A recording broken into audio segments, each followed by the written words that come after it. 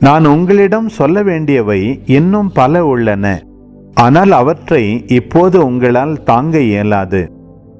உண்மையை வெளிப்படுத்தும் தூய ஆவியார் வரும்போது அவர் முழு உண்மையை நோக்கி உங்களை வழிநடத்துவார்.